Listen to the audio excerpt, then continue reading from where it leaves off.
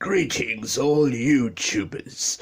This is the Masterversal-Toyhunter here again, and today I'm going to be reviewing another wee little project that I worked on a wee while ago now.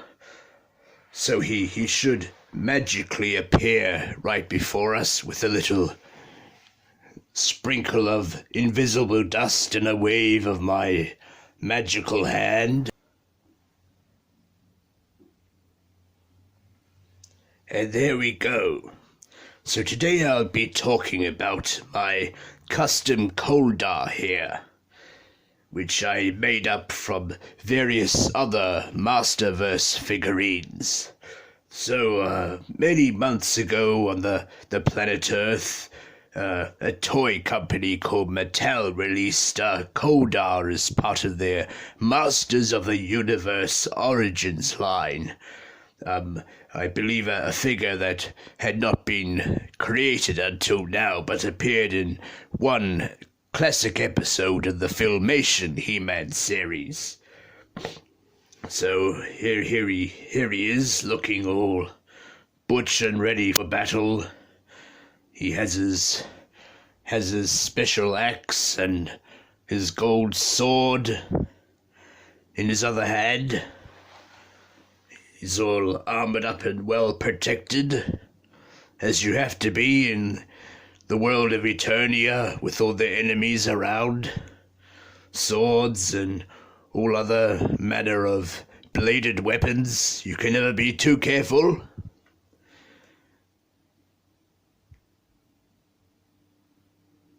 So yes, head to toe, he's sporting his golden armor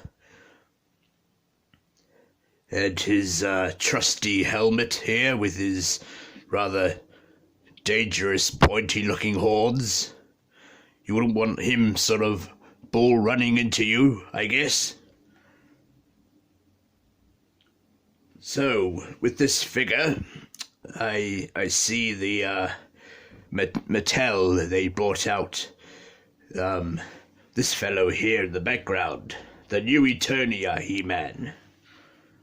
So we'll set him just beside Kol-Darr here. Looks like they'll stand for me. Very good. So yes, I noticed when they brought this figure out that he had a horned helmet already. I see this trick some YouTubers do to get their imaging devices to focus. So I thought I'd give that a good old-fashioned try, as it were. So yes, you can see he has his horns, rather similar to Kol-Darr here. So when I first got, this is my second figure actually, but with my first one, intended for customizing a Kol-Darr with, I drew out a rough line around his helmet here to fit on his special protective visor. So after I'd drawn out a rough cutting line, I cut all that off, and you'll see a wee photo of that pop up around here magically somewhere, showing all that. So after I cut all that off, I used Milliput, another fantastic earth material used to sculpt with. Rather handy, just like the plastic putty is. So when you're using the Milliput, before I sculpted onto this, onto the new Eternia head sculpt, I made a little paper pattern of the visor, and I cut all that out once I had drawn it up, and stuck it onto a flat surface with some clear earthling sticky tape, just to keep it nice and sealed away from the Milliput. And then I sculpted the Milliput all over, keeping in with the shape of that visor that I just traced out. And I used a thin blade just to, with a bit of water, mind you, just to peel it off the smooth surface created by the sticky tape. And I I laid it on where I had cut out a rough shape in the helmet there. So I placed the sculpted piece over top, and that's how I ended up with the visor being added to the helmet there. And of course I added these separate little details, which was just a little bowl of Milliput, and I pushed that on there, and I used what the humans call a ballpoint pen, but with the point back inside the pen casing, and just pushed it into that blob I had set in place there to create that detail. But my memory fails me. What I did before all this, of course, was to sculpt his goatee and beard first. So that was again Milliput, and I, using a reference photo from the Filmation Kol-Darr, refocusing. It's a little bit dark, mind you. Try and get into the sunlight a bit more there.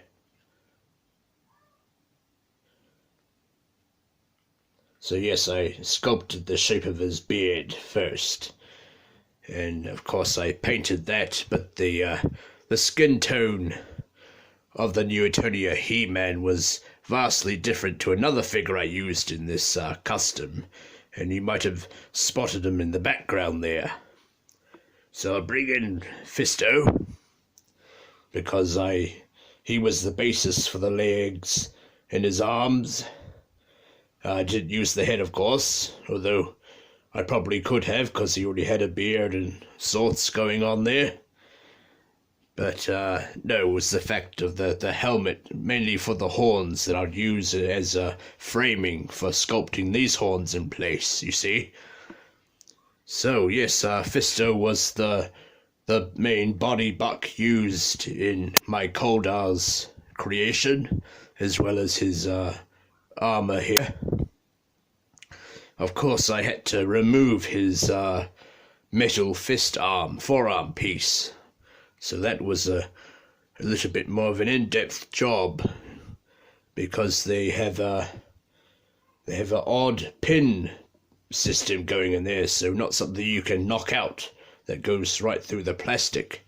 So I had to I boiled a pot of hot boiling water, even more, probably hotter than usual, and I soaked the arm in there for a little while, and once it was nice and soft, I had to pry these fork pieces in half to get a cutting knife in there to cut the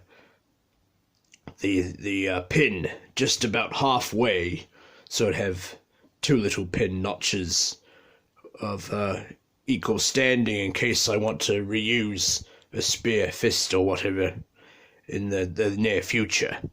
So after cutting that off, I was able to pull off the forearm, and while he's not represented here, I used the very first Masterverse He-Man from the Revelation series, and I removed his forearm off in rather the same fashion, and that became Kol-Darr's right forearm here. And I also used the hand off that He-Man, but I had to do my best to colour match the skin tone with the rest of the arm, and I also had to do that too with the head, painting around the mouth area and the cheeks. I didn't worry too much about the eyes, although I don't know if you can see them very well. You might be able to lightly make them out there.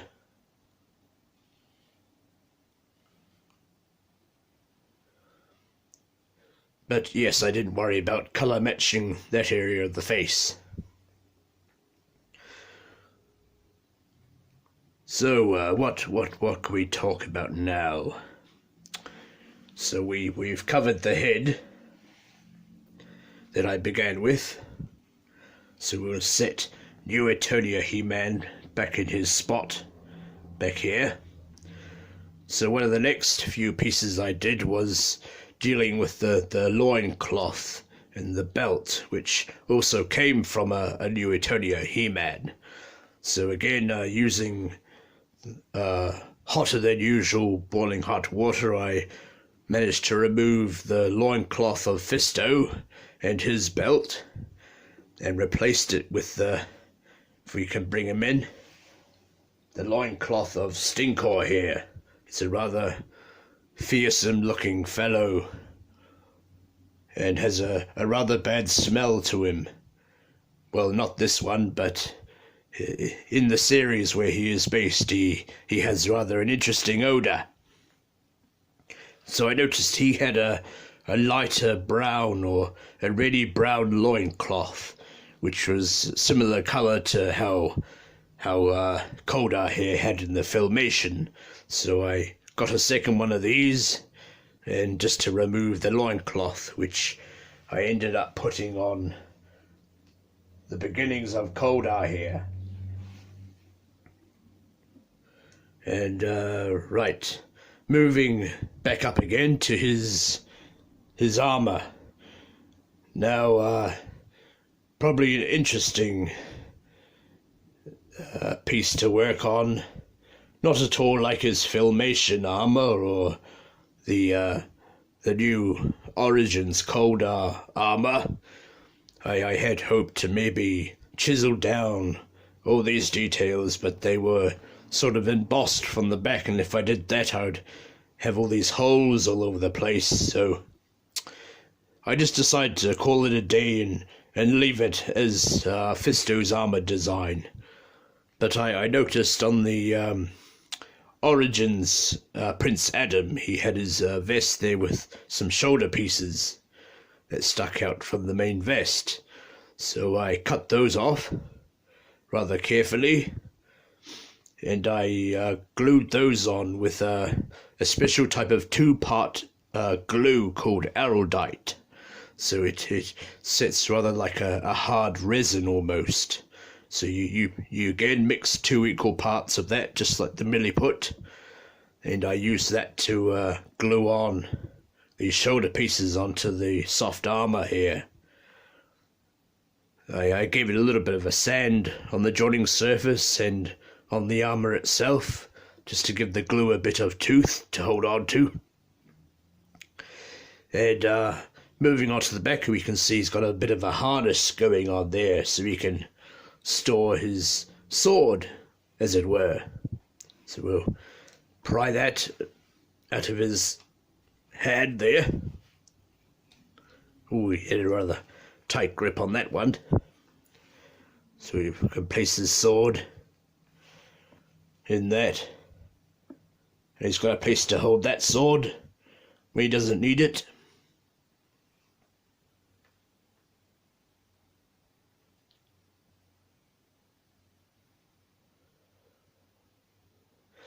And that, of course, we'll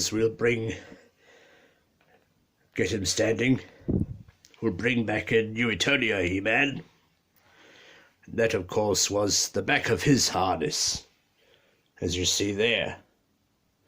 So I cut about just off at the shoulder parts of the straps, and the same here, somewhere halfway about there. So cut that off. Put this fellow back in the background, and using the same araldite glue, I just glued in at the points there, and just under where these little straps come to hold the armor together when they're on the figure. So I thought that would give it a bit of a interesting detail, so to speak. Just move him further back from the camera.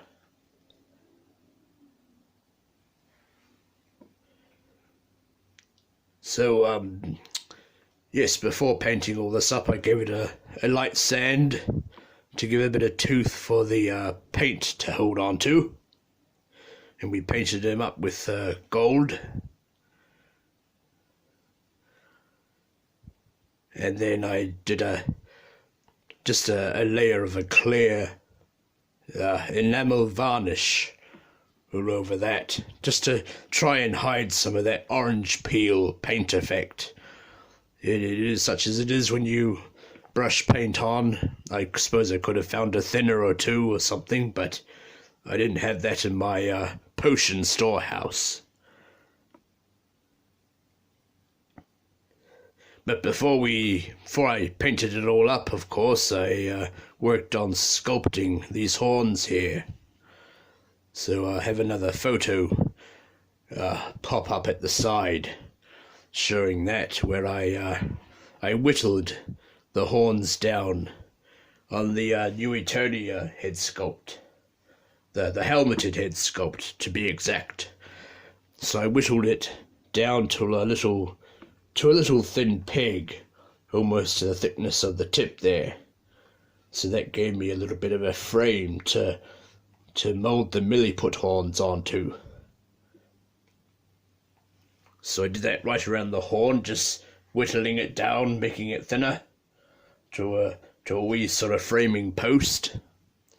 And yes, stuck on all the Milliput there. I sort of rolled it into a bit of a cone shape at first, just to get a pointed tip going on the Milliput, and just poked a little hole up into that so I could fit the horn over the little stubby pin I had made out of the existing horns on the helmet. And yes, it was a bit of work keeping the horn straight, because as you know, Milliput's kind of soft and it can move about and fall over, so I had to put a bit of tape just in the back there of the helmet. I had him sort of not almost light on his back, but just to keep the horns straight while they were sitting hard. And I'm not too sure on the colour. I think they were probably more brown, but the photos I saw, the Filmation, they kind of look red, but that might have just been my bad eyesight. But still, I like the reddish colour of the horns. And then, yes, after that was all done, of course, I just painted it all gold, the helmet gold as well. Also using a bit of that clear humble, I think it was called, gloss paint or varnish over the helmet there.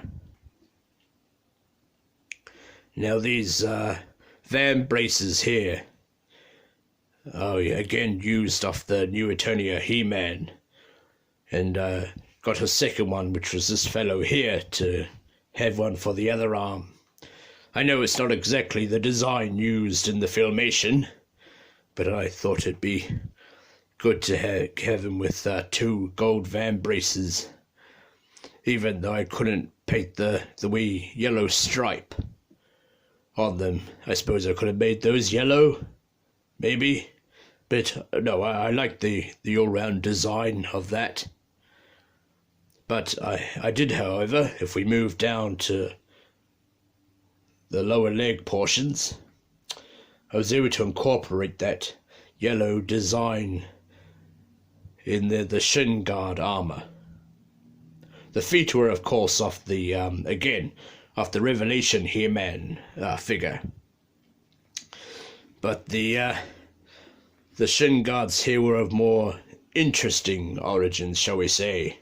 Yes, I brought the Revelation Skeletor, and I took his van braces off that figure. Just had to pop them off the legs. But the attaching these brown feet off the Revelation He-Man was a different story, you see. I had to do that whole cutting of the pin after softening the forks of the join. And then I was able to set the He-Man feet in their place. Although they were interesting, they were a different fit.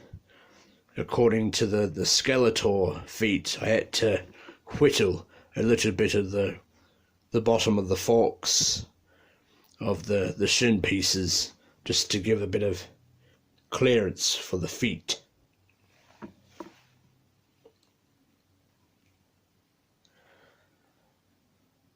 So yes, I'm rather proud of myself for this little project here. We'll put his sword back in his hand so he's ready to do battle. And hopefully he doesn't get copied, as he was in the Filmation episode, by Skeletor to trick He-Man. That was not a very nice thing to do, was it? But it all worked out in the end, as it normally does, for the good side. But yes, that has been my look on my custom Masterverse Scale Kol-Darr. For the lack of a spinning base, I'll just have to make do with my hands here. Give them a bit of a turn around so you can see them properly.